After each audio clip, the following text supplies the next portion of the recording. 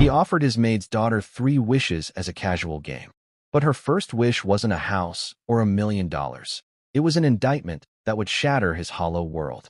He was a man who owned skylines, a man whose time was measured in millions, and he was profoundly empty. She was the 10-year-old girl in his kitchen, an observer who saw that his public smile never reached his cold, gray eyes.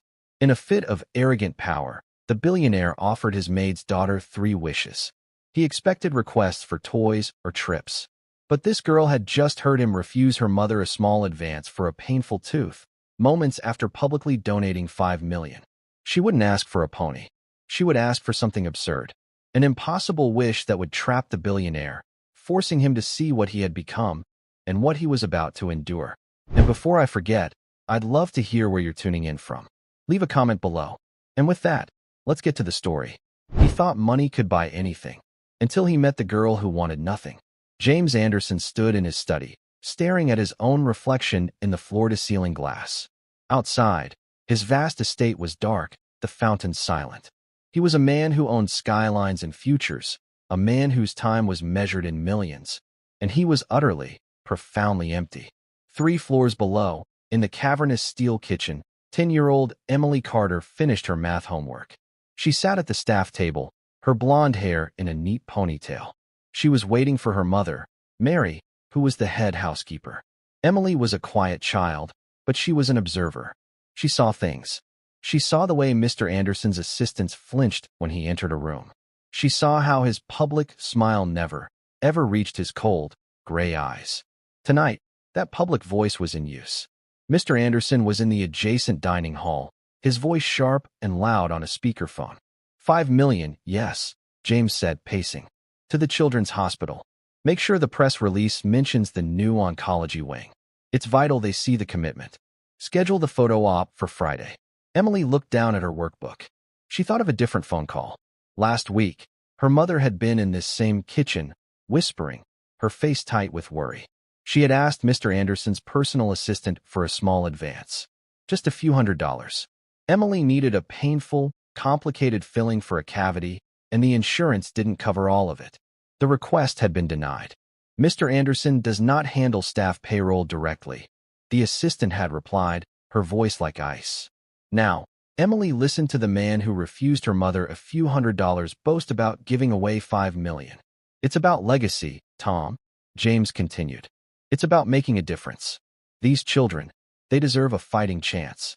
He ended the call and walked into the kitchen, stopping when he saw Emily. He rarely noticed her. She was usually just a silent shadow, vanishing when he appeared. You're still here, he said. It was not a question. Yes, sir. Waiting for my mom. James looked at her. Really looked at her. Small, serious, with watchful eyes. He had just closed a massive deal. He was in a mood of expansive, arrogant power. He felt an impulse, the same one that made him donate the $5 million. It felt good to be the king. You're Mary's girl. Emily. Emily Carter, sir. Well, Emily Carter, he said, pulling a bottle of sparkling water from the industrial refrigerator. I'm in an excellent mood. I just gave away a fortune to sick children. I feel generous. He leaned against the steel counter. So, I'm going to do something for you. I'm going to grant you 3 wishes. Anything you want. Go on. Ask. Emily just looked at him. What is it? He pressed, amused. A pony? A new computer? A trip to Disneyland? I own a resort near there. I could send you on my private jet. Name it. From the pantry, Mary emerged, wiping her hands on her apron. Her face was pale with panic. Mr. Anderson, sir, please. Don't tease her. She's just a child. Emily, go to the staff room. Nonsense, Mary, James said, waving his hand. Let the girl dream. It's the least I can do. Go on, child. 3 wishes. Emily didn't think about toys or trips. She thought about the 2 voices. The loud, proud voice on the phone, and the cold, silent no for her mother. She thought about her tooth, which still ached. Why did you give that money, Mr. Anderson? Emily asked. James's smile faltered. It was not the question he expected. What? I told you. To help the sick children. But you didn't sound happy. Emily said, her voice small but clear. You sounded like you were buying something. Like when my mom orders the silver polish. The air in the room went still. Mary made a small, terrified sound. Emily, apologize. Right now? No, James said, his voice dropping. The amusement was gone. Let her speak. He felt a strange, cold prickle. No one, ever, spoke to him this way. Emily stood up, her worn sneakers quiet on the tile. My mom works for you every day. Her hands hurt at night. She needed help for my tooth. Your assistant said no. You give millions to children you don't know, but you wouldn't help the one in your own house. Silence. It was vast and heavy. It was the sound of a truth that had never been allowed in this mansion. Mary was trembling. Sir, I am so sorry. She doesn't know what she's saying. She knows exactly what she's saying, James said softly. His eyes were fixed on Emily. He felt a rage so pure and cold it almost made him laugh. He was being lectured on charity by his maid's daughter. You are either very brave, he said, or very, very foolish, child. My great-grandpa always said truth shouldn't be scary, Emily replied, her chin held high. He said it's just the truth. A flicker of curiosity cut through James's anger. And who was your great-grandfather? Sergeant Michael Carter, sir. He was a ranger. He landed at Point du Hoc on D-Day. James froze. He knew that name. Everyone in this city knew that name. Michael Carter was a legend. A statue of him stood downtown. He had single-handedly taken a German bunker, saving his platoon. James had donated money to have that statue polished last year. The irony was bitter. This girl, this small, blonde child, was descended from a man of actual, undeniable courage. It made her words feel heavier. It made him feel smaller. His arrogance had trapped him. He had made an offer. A man of his word, a man of legacy, could not back down. Not in front of the heir of Michael Carter. Very well, James said, his voice tight. You have your 3 wishes. Ask your first. But understand this. Once you speak it, I will honor it. James braced himself. He expected her to ask for the money for her tooth.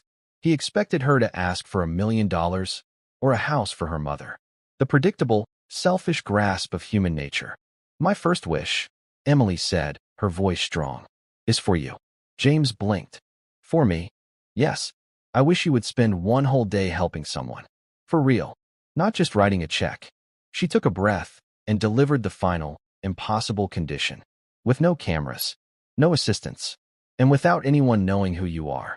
Mary Carter put her hand over her mouth, her eyes wide with terror. James Anderson just stared. The request was absurd. It was an insult wrapped in a child's wish. One day? Helping. No name. He ran a global empire. He didn't help. He paid people to help. He delegated. He acquired. Do you have any idea what you are asking? He whispered, his fury returning.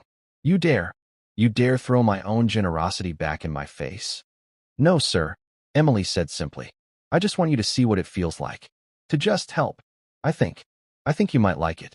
You don't look very happy, Mr. Anderson. Not ever. That struck him harder than the accusation. It was the one truth he never allowed himself to think. He wasn't happy. He was just rich. He wanted to yell. He wanted to fire Mary and throw them both out. But he couldn't. He was trapped.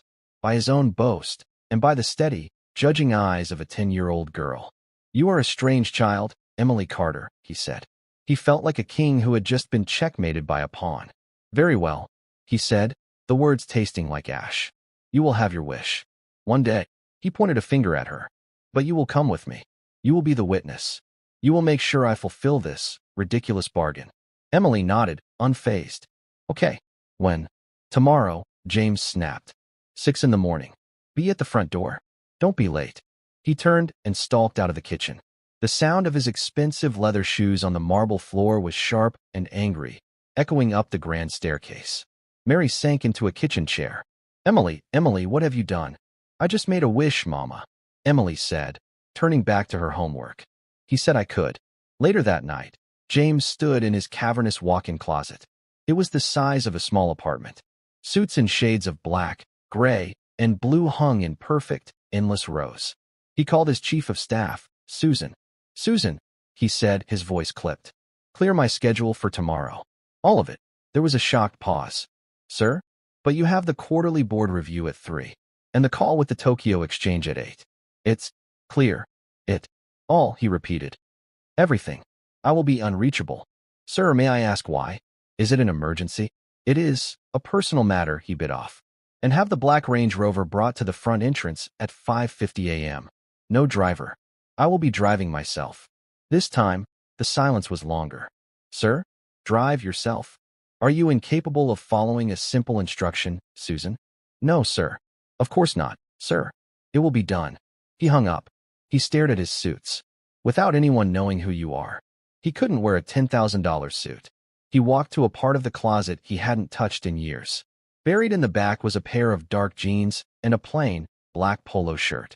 They had been purchased for a company picnic 5 years ago that he had, of course, skipped. He laid them out on his bed. They looked foreign. Pathetic. He was the most powerful man in the state, and he was being held hostage by a 10-year-old's wish. He felt absurd. And beneath the absurdity, he felt a small, cold flicker of something he hadn't felt in decades. Fear. Not of failure, but of the unknown. At 5:50 a.m., the great hall was dark and cold. Emily stood by the massive front doors, holding a small backpack. Her mother stood behind her, wringing her hands. Emily, please, Mary whispered, be polite. Do not say anything else. Just survive this day. I will, Mama. At 6 a.m. on the dot, James Anderson descended the grand staircase. He was wearing the jeans and the polo shirt. He looked profoundly uncomfortable. The clothes fit him, but they didn't belong to him. He looked like a king forced into a peasant's costume. You're punctual, he grunted. He didn't look at Mary. Let's go. Emily kissed her mother's cheek and followed him out. The air was cold and damp. The Range Rover sat gleaming in the driveway. James got into the driver's seat. He fumbled with the key fob, then jammed it into the console. The engine roared to life. Emily climbed into the passenger seat and buckled herself in. James pulled the vehicle onto the long, private road, past the silent security gates, and onto the public street. He felt wrong. He was driving. He never drove. So, he said, his voice tight, you are the director of this charade. Where are we going? It's not a charade, Emily said quietly. Remember? No cameras. He gripped the wheel, his knuckles white. Fine. Where? I know a place, Emily said. My mom and I, we volunteer there sometimes. When she has a day off. James scoffed. Volunteer? You have nothing. Why would you give away your time? You don't need things to help, Mr. Anderson, Emily said. You just need time. And your hands. James was silent. He just drove. Emily gave him directions. They left his world of high walls and manicured lawns. They crossed the bridge, over the gray, sluggish river. The buildings became smaller. The streets grew wider and cracked. Turn here, Emily said. He turned onto a narrow street lined with chain-link fences. He stopped in front of a low, brown brick building. The sign above the door was faded, the paint peeling. St. Jude's Community Soup Kitchen. James stared. He didn't move. A soup kitchen, he said, his voice flat. You brought me to a soup kitchen. You said you wanted to help people, Emily said, unbuckling her seatbelt. People are hungry in there. I could write them a check, James muttered, staring at the peeling paint. I could fund them for a decade. That's not helping, Emily said, opening her door. That's buying. Let's go. She hopped out and walked toward the entrance. James sat alone in his $200,000 car. He looked at the barred windows. He looked at the man sleeping on a bus bench across the street. He was the most powerful man in the state. And he was terrified. He got out of the car. He locked it. He pressed the button twice. Emily was waiting for him at the metal door. Breakfast service starts at 7, she said. They need help in the kitchen. They're always short on prep. James took a deep breath. The air smelled like old rain and exhaust. He followed the 10-year-old girl inside. The smell hit him first. Bleach, old coffee, and boiling potatoes. A woman with tired eyes and graying hair, wearing a stained apron, looked up. Emily, she said, her face breaking into a warm smile. What a surprise, honey. I didn't know you were coming. Hi, Brenda, Emily said. This is James. He's here to help. My great-grandpa's friend.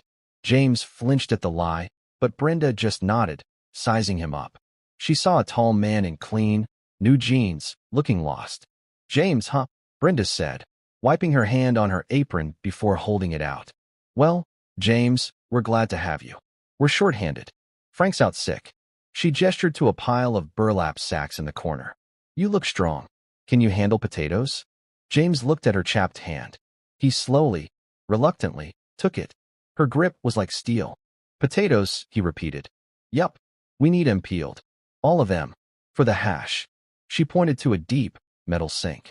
You know where the aprons are. Get James set up. Emily led him to a closet. He pulled a faded blue apron over his head and fumbled with the strings. Emily, without a word, reached up and tied it for him. It was the final humiliation. He was directed to the prep station.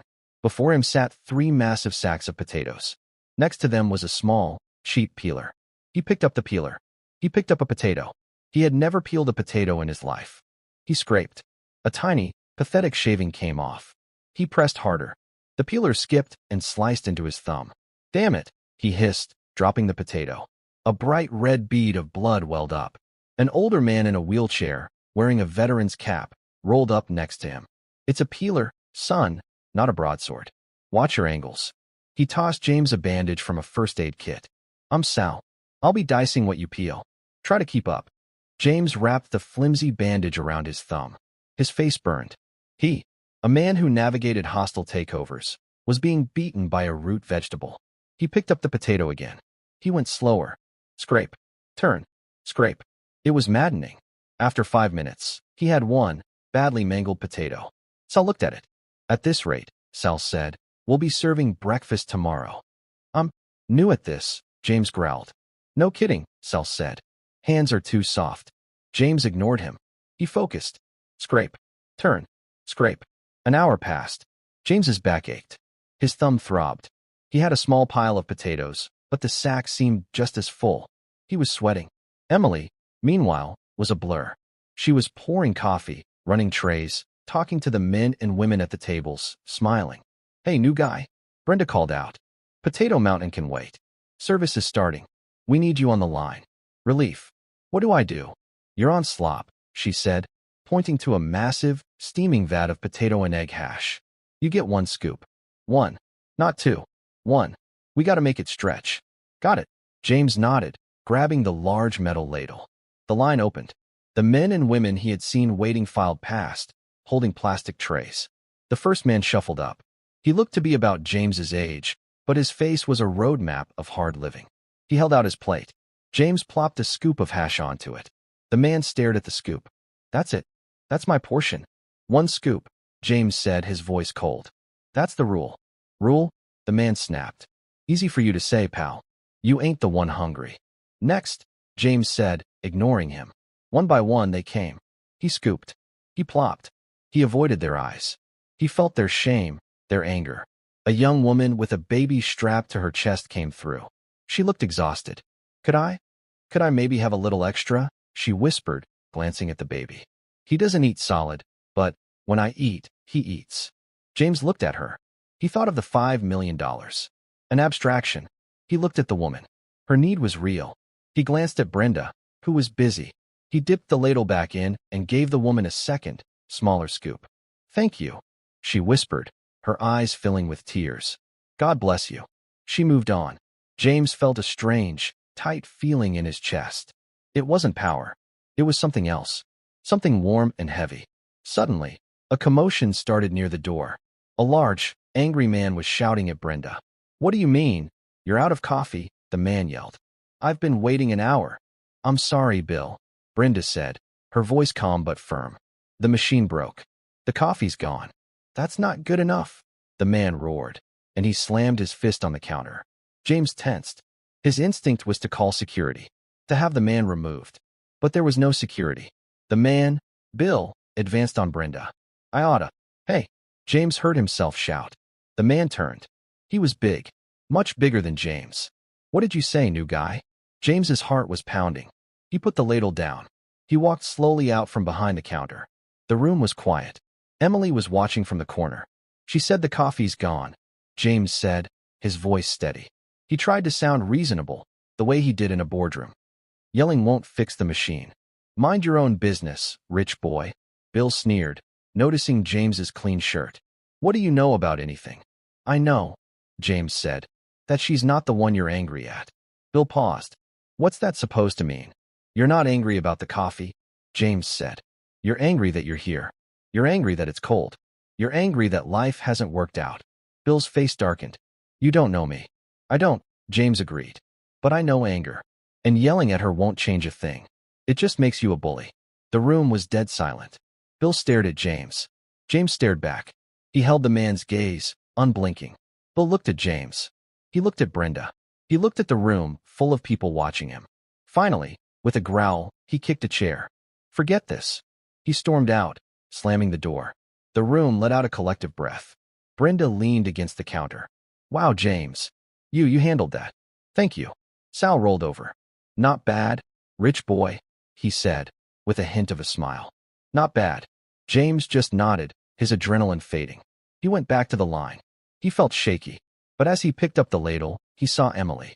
She was standing by the toast station, watching him. She wasn't smiling. She was just looking, seeing him. And for the first time, James Anderson didn't feel the need to look away. The breakfast service ended. The last few people trickled out, their footsteps echoing in the large hall. The room, which had been buzzing with strained, quiet energy, was now filled with the clatter of plastic trays and the scrape of chairs. James's arm was sore. His back ached. He had served hash to nearly 150 people.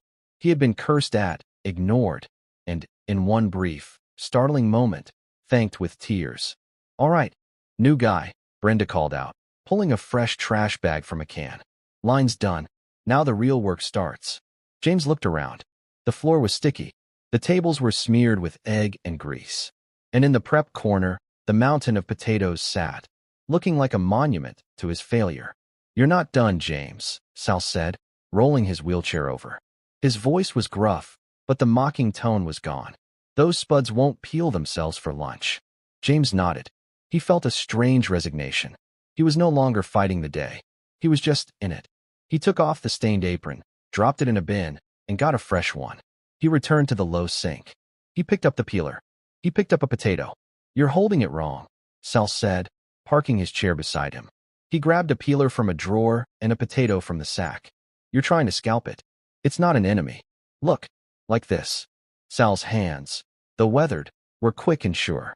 He moved the peeler in long, smooth strokes, the skin falling away in a single, curling ribbon. See? Rhythm. Don't fight the shape. Follow it. James tried to copy the motion. Scrape. Turn. Scrape. It was still awkward. His peelings were thick, wasting the potato. You're still fighting it, Sal said, not unkindly. You got that I own the room stink on you. Or you did, till Bill showed up. You looked scared. I wasn't scared, James said too quickly. Bull, Sal said, not looking up from his work.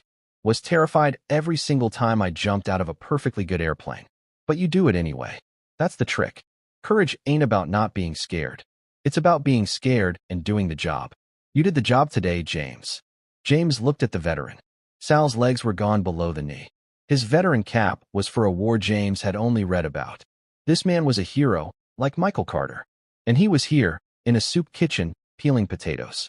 James's own sacrifices, missing a board meeting, driving himself, felt pathetic. Thank you, James said, the words feeling foreign. Don't thank me. Thank Emily. She's the one who brought you. James looked across the room. Emily was working with Brenda, wiping down the long folding tables. She was methodical, wiping in long, even strokes. She didn't complain. She didn't rush. She just did the work. He watched as one of the last men to leave, a man in a thin jacket, stopped to talk to her. Emily listened, her head tilted, and then reached into her own small backpack. She pulled out a pair of new, thick wool socks and handed them to the man. The man stared at the socks as if they were gold. He looked like he was about to cry. He took them, nodded once, and hurried out the door. James stared. He felt that tight, heavy feeling in his chest again. The girl had come here, to this place of desperate need, and had brought her own private charity. Well, socks. It was such a small thing. It was nothing. It was everything. He turned back to the potatoes, his throat thick. He attacked the pile with a new, quiet fury. Scrape. Turn. Scrape. He was no longer fighting the potato. He was fighting himself. He was fighting the man who had practiced his smile in a mirror. They worked for hours. The lunch service came and went. James was on the line again, this time serving a thin but hot stew. He was tired. He was sore. He was filthy. When the last plate was served, they cleaned the kitchen. James found himself on his hands and knees, scrubbing a patch of spilled soup from the floor. He didn't even think about it. He just did it. It was 3 p.m. when Brenda finally unhooked her own apron. "We're done for the day," she announced. "Thank you all." Brenda came over and, to James's profound shock, gave him a one-armed hug. "You're a lifesaver, James," she said. "You and Emily. You ever want a job, you come back. You're a natural." He didn't know what to say. He just nodded. They walked out the metal door into the cold afternoon light. The street looked the same. The man was still sleeping on the bench. But James felt different. He felt scoured, emptied out. They got into the Range Rover. The plush leather and the quiet, high-tech interior felt alien. It was too clean, too quiet. He started the engine and pulled away from the curb. He drove in silence for 10 minutes, heading back toward the bridge, back toward his world. He glanced over at Emily. She was looking out the window, her face calm. "Those socks," he said, his voice raspy. "You just gave them away." "He needed them," Emily said, as if it were the simplest thing in the world. His feet were wet. "Where did you get them?" "I bought them. With my allowance. Mama and I, we know what they need most. Sometimes it's socks. Sometimes it's hand warmers." James gripped the steering wheel. Her allowance. His $5 million donation felt suddenly, horribly obscene. "Why socks?" "My great-grandpa always said, you take care of your feet, they take care of you. Soldiers know that. And cold people know it, too." James was silent for the rest of the drive. He realized his charity was about him. Hers was about them. When they pulled up the long driveway, it was dusk. The mansion was lit up, every window a perfect, golden square. It looked like a museum. Mary ran out the front door before the car even stopped. Her face was a mask of anxiety. "Emily, sir, are you is everything?" Emily hopped out and ran to her mother, hugging her tight. "It was fine, Mama. We made stew. And Mr. Anderson peeled potatoes." James got out of the car. He looked at Mary, his housekeeper. He had seen her almost every day for 6 years. He had never really seen her. He saw her now. She was a single mother, working her fingers to the bone, raising a daughter of impossible character. A daughter who had just saved him. "Mary," he said. She flinched, bracing for him to fire her. "Sir, your daughter," he said, "is an extraordinary person. You have raised her well." Mary's mouth fell open. "And," he continued, "about her tooth. Have your dentist send the bill directly to my office. All of it." Mary started to cry, her hand covering her mouth. "Sir, I can't. I'll pay you back." "It is not a loan, Mary," James said. "It is an overdue expense." He looked at Emily, who was watching this exchange with her usual, solemn stillness. "Well," James said, his voice heavy with fatigue, "the first wish is done. I did it." Emily nodded. "Yes, sir. You did. You were a good helper. So, I'm finished." "You finished the day," Emily corrected him. "But you're not finished." He sighed. He was too tired to be angry. "What does that mean?" "You learned how to do the work," she said. "But you still don't know why it matters. You still think the $5 million was more important than the socks." "Of course it was," James said, exasperated.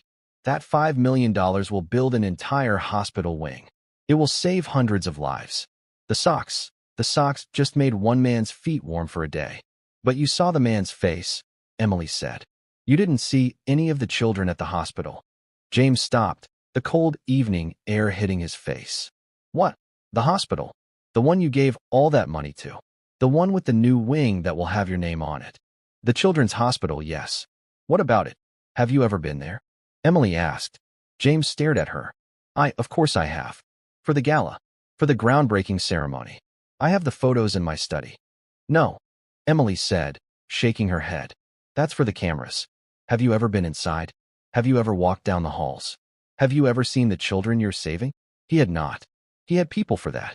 He got reports. He got glossy brochures with smiling, cured children on the cover. He never went to the places themselves. They were depressing. He felt a cold, sinking dread. He knew what was coming. "My second wish, Mr. Anderson," Emily said, her small voice carrying the weight of a sentence. "Tomorrow, I wish you would go to that hospital. Not for a photo. Not to meet the director. I wish," she said, "you would just go, alone, and see what you bought." James looked at the massive, empty, gleaming house in front of him. He thought of the soup kitchen. He thought of Sal, and Brenda, and the woman with the baby. He had survived their world. But the thought of walking into a wing full of sick children, It terrified him more than anything he had ever faced. "Emily," he started, his voice pleading. "3 wishes, sir," she said. She took her mother's hand. "You promised." James stood alone on the driveway, the smell of potatoes and bleach still on his clothes. He had been stripped of his pride. Now, he was being asked to face his own legacy. And he had a terrible feeling that the gleaming, perfect wing with his name on it was as hollow as he was. The next morning was Monday. James Anderson awoke at 5 a.m., but he did not call his office. He knew, without looking, that his company was in freefall. His unexcused absence from the board review, his silence on the Tokyo call, it would be chaos. He felt a distant, cold spike of his old anxiety, but it was muffled, buried under the new, raw emotions of the weekend. He stood in his closet. He looked at the rows of suits. His armor. He looked at the jeans and polo shirt. His uniform. He put on the jeans. He went downstairs. He didn't go to the kitchen. He went to his study. On his desk, under a glass paperweight, was a stack of glossy photographs from the Children's Hospital Gala. There he was, smiling, holding a giant, ceremonial check. The hospital director was smiling. The governor was smiling. Everyone was clean, happy, and celebrating the money. He swept the photographs into a drawer and slammed it shut. He found Emily in the kitchen, packing her school lunch. Her mother, Mary, was ironing her own uniform, her movements quick and nervous. They both stopped when he entered. "Good morning, sir," Mary said, her voice trembling. She was terrified of this new, unpredictable man. "Mary," he said, his voice quiet. "Emily." Emily looked up at him, her gaze as steady as ever. "Are you ready, Mr. Anderson?" He nodded. "I am." He drove himself. He didn't take the Range Rover. He took a simple, dark gray sedan he kept for anonymous trips to his downtown office. It was still a $60,000 car, but it didn't scream billionaire. He parked in the public garage, not the reserved VIP donor lot. He paid for his parking ticket at the machine. He walked in through the main entrance, past the information desk, with all the other families. The smell hit him first. It was not the familiar smell of the gala, champagne and perfume. It was the real smell. Antiseptic, floor wax, cafeteria food, and a faint, sweet, chemical odor that spoke of sickness. His name was on the wall, a massive bronze plaque by the entrance to the new wing. The James P. Anderson Oncology Wing Funding for a Future, a Legacy of Hope. It looked like a tombstone. He pushed through the double doors. The wing was quiet. Too quiet. The walls were painted with bright murals, lions and giraffes, and colorful birds. A desperate, heartbreaking attempt at cheer. He saw the children. Small, frail bodies in oversized beds. For poles stood next to them like thin, silent soldiers. He heard the quiet, rhythmic beeping of machines. And he saw the parents. This, he had not expected. The parents were everywhere. They were asleep in uncomfortable-looking recliner chairs, their necks bent at painful angles. They were huddled in the hallway, whispering into cell phones, their faces etched with a kind of exhaustion James had never known. He recognized the look. It was the same hollow-eyed despair he'd seen in the soup kitchen line. It was the look of people with no options left. His $5 million wing was full of people who were out of hope. He walked down the hall. A doctor, young and tired, nodded at him. "Can I help you, sir? Are you lost?" "No," James said. "I'm just visiting." He felt like an intruder. He was a tourist in their suffering. He had paid for this suffering, he thought, with a wave of nausea. He had paid for this clean, well-lit place for people to watch their children fade. He looked into a room. A small boy, perhaps 7 or 8 years old, was sitting up in bed, staring out the window. He was bald, his skin a pale, translucent white. He was alone. James hesitated. He felt the urge to turn, to flee, to go back to his study and his spreadsheets. A woman walked up, holding 2 cups of coffee. She was the boy's mother. She looked at James, and her eyes, red-rimmed and weary, held no curiosity. Only a deep, flat exhaustion. "Are you visiting someone?" she asked. "I know," James said. "I'm not." "Are you lost?" "No. I helped build this place," he said, the words feeling like gravel in his mouth. "I'm a donor. I wanted to see it." The woman looked at him. There was no gratitude, just a hard, tired appraisal. "A donor. Well," she said, nodding toward the room. "This is it. This is where the money goes." James looked at the small boy. "What's his name?" "David."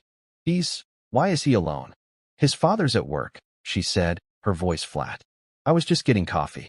We can't both be here all the time. The mortgage doesn't care if he's sick.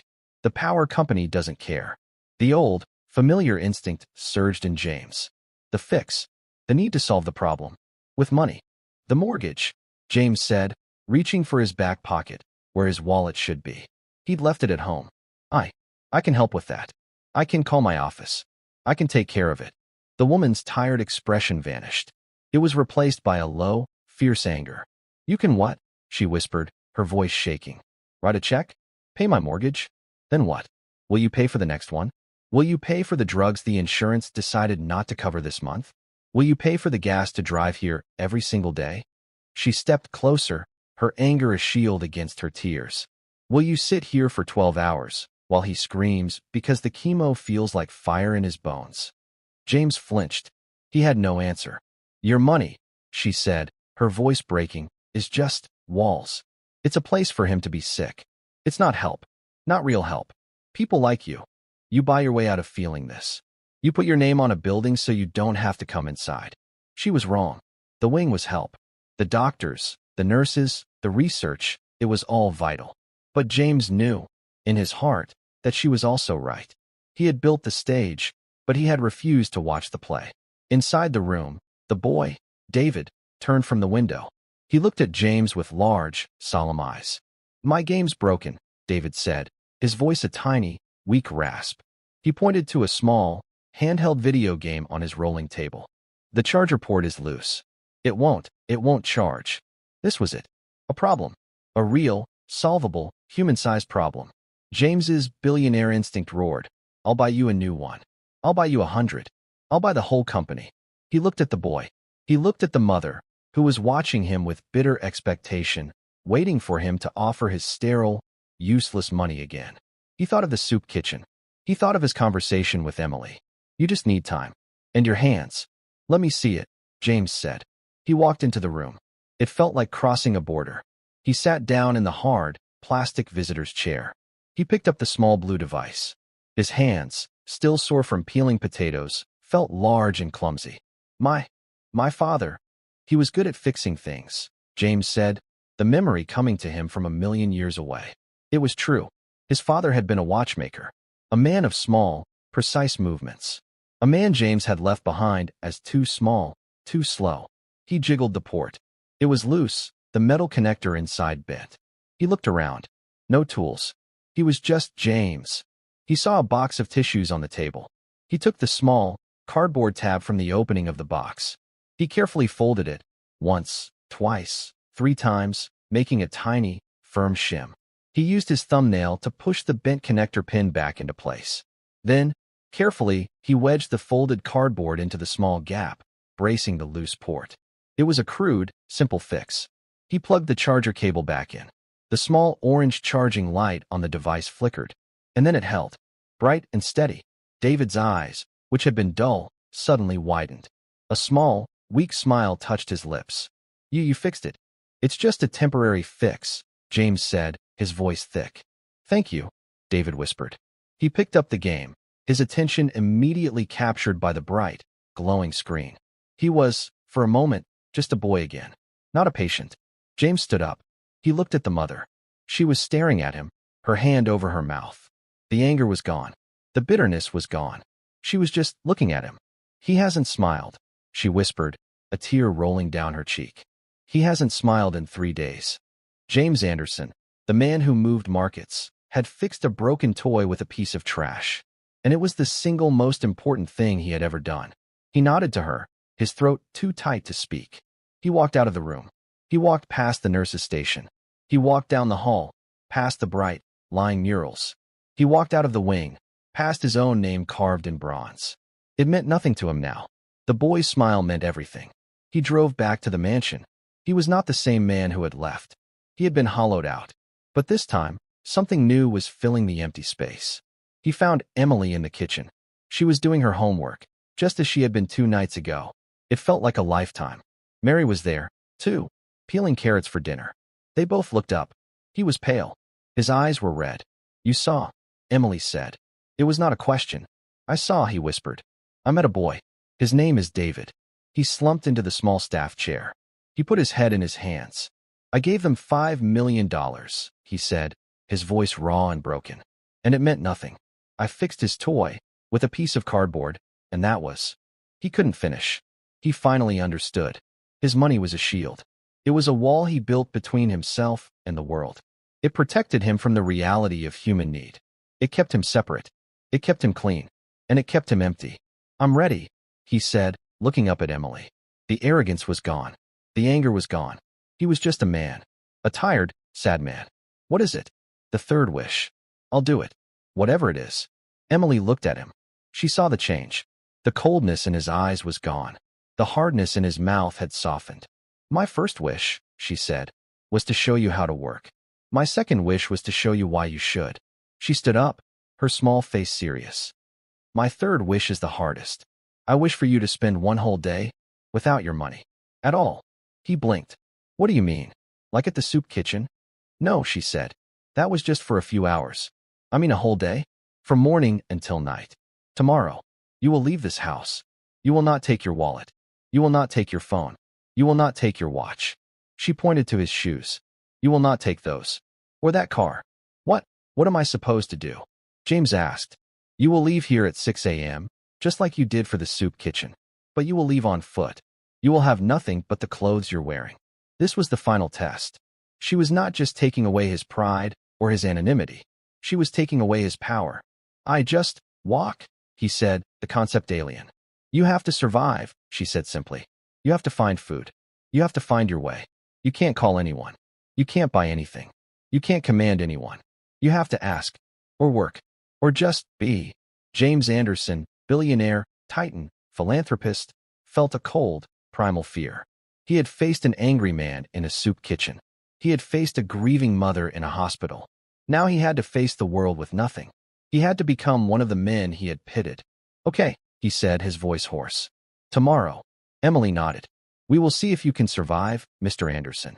He looked at his hands. The hands that had peeled potatoes. The hands that had fixed a toy. Tomorrow, they were all he would have. The next morning was Tuesday. It was the first day of his new life. And the last day of his old one. James Anderson awoke at 5 a.m. His body was sore. His back ached from the soup kitchen. His mind ached from the hospital. He felt scrubbed raw, inside and out. He did not go to his closet. He went to the mudroom by the kitchen entrance. There, in a corner, was a pair of old, cracked leatherwork boots. They belonged to his groundskeeper, a man whose name he suddenly realized he didn't know. He put them on. They were stiff, heavy, and a size too small. They felt real. He put on the same jeans and polo shirt. They were his uniform now. At 5:50 a.m., he stood in the grand hall. He had left his wallet on his dresser. He had left his phone. He had left his watch, a piece of machinery worth more than a car. He was just a man in a room. He heard a small noise. Emily was standing at the top of the stairs, in her pajamas. She was watching him. He didn't say anything. He just nodded once, acknowledging the contract. She nodded back. He walked to the massive front door. He opened it. The cold, damp air of the pre-dawn hit his face. He walked out. He walked down the long, winding driveway. The massive, ornamental iron gates sensed his approach and began to slide open. He walked through them. He heard the heavy, final click as the gates locked behind him. He was on the public road. Alone. He began to walk. He had no destination. He just walked, away from his home, away from his life. The sun began to rise. Cars, expensive ones, Porsches, Teslas, Bentleys, flew past him. The drivers, his neighbors, people he saw at galas, didn't even glance at him. He was invisible. He was just a man walking on the side of the road. An hour passed. Then two. The sun was up. He was in a suburb he didn't recognize. His feet, in the ill-fitting boots, were already starting to burn. He was thirsty. He saw a public park. A small, simple patch of grass with a swing set. He walked to a water fountain. He leaned over, cupped his hands, and drank. The water was cold and tasted like metal. It was the best thing he had ever tasted. He kept walking. The suburbs gave way to the city. He walked past towering glass buildings. He saw the headquarters of his own company, the Anderson Group, a monument of glass and steel. He stood across the street, looking at it. He was the king, and he was locked out of his own castle. He was just a bum on the street. He felt a sudden, sharp panic. I can't do this. He could walk in. He could tell the security guard who he was. He could be in his office in 5 minutes. He could have coffee. He could call his lawyers. He could fix this. He looked at his reflection in the glass, a small, shabby figure against the backdrop of his empire. He thought of Emily. He thought of David. He thought of Sal. He turned, and he kept walking. Noon. The hunger arrived. It was not the polite hunger of a delayed lunch meeting. It was a sharp, aching, gnawing knot. He was starving. He was in a part of town he didn't know. The buildings were smaller, the streets dirtier. He smelled food, hot grease, roasting meat. It was overwhelming. He passed a small, family-run diner. The Oak Tree Cafe. A sign, handwritten on cardboard, was taped in the window.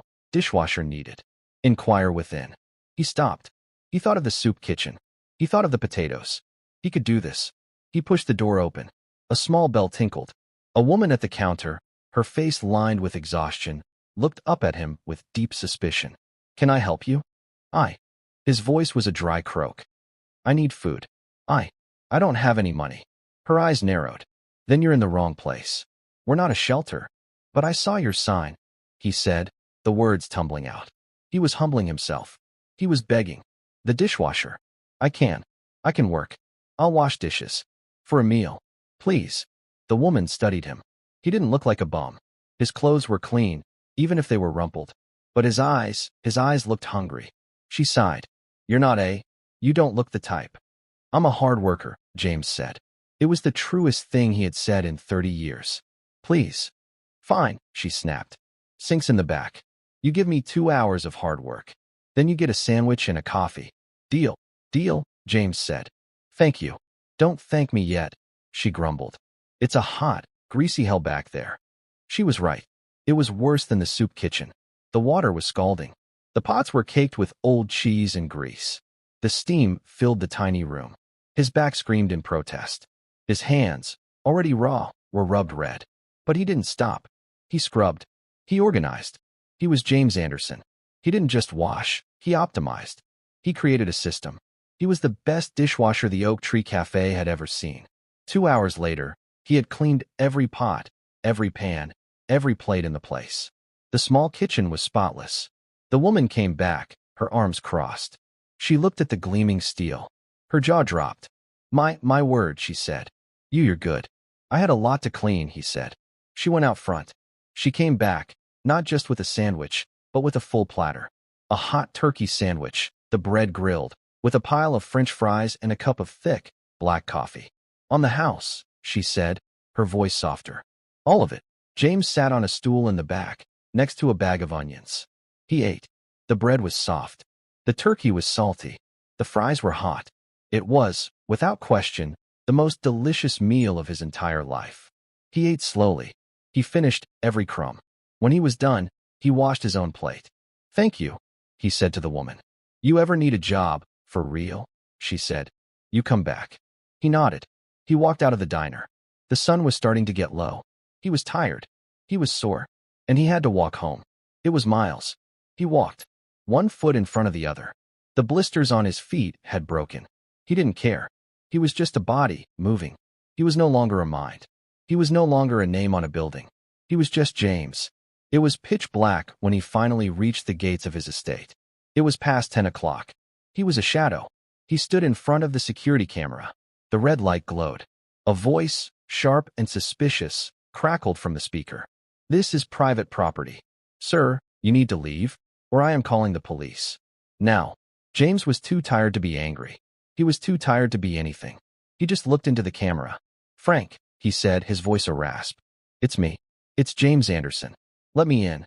There was a long, shocked silence. Mr. Anderson? The gates slid open. He walked up the long, dark driveway. The mansion was lit up, a palace of light in the darkness. It looked absurd, a monument to one man's loneliness. He opened the massive, carved front door. The grand hall was dim, lit only by a single small lamp. She was there. Emily was sitting on the bottom step of the grand staircase, her backpack at her feet. She had been waiting for him. He stopped in front of her. He was filthy. He smelled of sweat, old coffee, and dishwater grease. His feet were bleeding. He was broken, and he was whole. He looked at her. the small, serious girl who had shattered his life. He started. I was hungry. I washed dishes. Emily looked up at him. She looked at his face, his hands. She saw the change. She didn't smile, but her eyes were bright. How did it taste? She asked. It was good, he whispered. It was the best. He slowly sat down on the marble step next to her. A billionaire in filthy boots, sitting with his maid's daughter. The silence in the hall was comfortable. It was no longer empty. The wishes are done, he said. Yes, she said. They are. He looked at this strange, small, powerful child. What you did? It was cruel, Emily. No, she said, her voice soft. It was a lesson. My great-grandpa said you can't know a man until you've walked a mile in his boots. James looked down at the cracked, ruined work boots on his feet. I walked 10 miles, I think. Maybe more. You're not the same man, Mr. Anderson. No, he said. He looked at his hands. The hands that served. The hands that fixed. The hands that scrubbed. I'm not. He knew what he had to do. His old life, the board, the company, the noise, it was over. It was a game he no longer wanted to play. I have one more wish, he said. Emily looked at him, surprised. I don't have any wishes to give. No, James said. This one is mine. He stood up, his bones aching. He offered his hand to her. Tomorrow, Mary is taking the day off. You and your mother are going to the dentist. And then you're going to a house closing. Sir? Emily asked, confused. I am dissolving the Anderson Foundation, he said, the decision as clear and sharp as the morning air. The one that puts my name on buildings. And I'm starting a new one. A smaller one. The Carter Foundation. He looked at her. For socks. And cavities. And broken video games. And for people who are hungry. And, he said, it needs a director. Someone who knows how to listen. Someone who knows what people really need. Emily stared at him, her eyes wide. It's a lot of work, James said. But I'm a good helper. I can peel the potatoes. For the very first time, Emily Carter smiled. It was as bright and steady as the charging light on a small, fixed toy. James looked around the vast, empty hall. It wasn't a home. It was a prison he had built for himself. Go get your mother, Emily, he said. We have a lot of work to do. He, James Anderson, a man who owned everything, had finally learned what it meant to have enough. He was no longer a billionaire. He was just James. And for the first time in his life, he wasn't hungry at all. 6 months later, the building no longer smelled like bleach and old potatoes. It smelled like fresh paint, new lumber, and strong coffee. The sign outside, carved in simple, clear letters, read, The Carter Foundation. Inside, the main hall of the old soup kitchen was unrecognizable. The folding tables were gone, replaced with workstations, a small community library, and a clean, bright kitchen that now served 3 hot meals a day, no questions asked. Sal, in his wheelchair, was no longer dicing potatoes. He was managing logistics, directing a shipment of new winter coats into the storage room. Brenda, her face looking 10 years younger, was running the entire food program. James Anderson walked in, carrying a large cardboard box. He wore simple khaki pants and a worn, blue flannel shirt, sleeves rolled to his elbows. He looked thinner, healthier, and happier. Morning, Sal, James said, setting the box down. The new boots you ordered. Steel-toed, insulated. Should be right for the construction crew. About time, James, Sal grumbled, but he was smiling. You're late. We got people waiting. Sorry, James said, wiping a smudge of grease from his hand. The plumbing at the women's shelter on 9th Street backed up. Had to snake the main drain. A billionaire playing plumber, Sal chuckled, shaking his head. I've seen it all. Ex-billionaire, James corrected him quietly. And I'm a better plumber than I was a potato peeler, at least. He walked toward a small, simple office in the back. The door was open. Emily Carter sat at the desk, her school backpack hanging off the chair. She was finishing her homework, a stack of foundation requests waiting beside it. At 11, she had become the foundation's moral compass. How was school? James asked, leaning against the doorframe. Fine, Emily said, not looking up. Mrs. Gable's ramp was approved by the city. The crew can start tomorrow. Good. I'll be there. You don't need to be at every build, James. I like the work, he said simply. It's clean. A woman entered the office, hesitant. She was thin, but her eyes, once red-rimmed and hollow, were bright. It was the mother from the hospital. Mr. James, she said, nodding at him. She turned to Emily. Miss Carter, I'm here for my volunteer shift. Just wanted to give you this. She handed Emily a small, framed photograph. It was of her son, David. He was standing on a porch, his hair growing back in soft, fuzzy patches. He was holding up the old handheld game and smiling. He's in remission, the mother said, her voice thick with a miracle. He starts school next week. He still calls Mr. Anderson the toy fixer. He wanted you to have this. Emily took the photo and placed it on her desk, right next to a small, framed picture of her great-grandfather, Sergeant Michael Carter. Thank you, Emily said, her voice soft. He looks strong. We're strong, the mother said. She looked at James, her gaze steady. What you're doing here, it's not just walls. It's everything else. She smiled and went to put on an apron in the kitchen. James and Emily were quiet for a moment. The mansion's sold, James said, looking at the photo of David. The final papers were signed this morning. Does that make you sad? Emily asked. No, James said. It was just a big, empty house. It was a place to practice smiles. He looked around the bustling, noisy, chaotic room. He looked at Sal bossing around volunteers, at the mother serving stew, at Emily, reviewing a grant for a high school robotics team. This is a home. Emily nodded. She picked up the next file. This one's a problem, she said. The city's after-school budget was cut. They're going to lose their music program. They need instruments. James looked at her. He thought of the man he used to be, the man who would have made one phone call, signed one check, and solved it in 5 minutes, feeling nothing. He smiled. All right, let's go see what they need. I'm pretty good at fixing things. He grabbed a hammer from a toolbox by the door, and together, they walked out into the bright, cold afternoon to do the work. And that's where we'll leave James and Emily, with the work just beginning.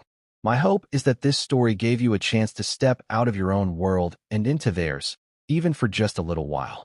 I'm always fascinated to know what you were doing while listening. Perhaps commuting, winding down for the night, or just stealing a quiet moment with a cup of tea. I'd love to hear about it in the comments. I genuinely read them all. And if you want to make sure we find each other again, hitting like and subscribing means more than you know. Thank you for being here and for listening.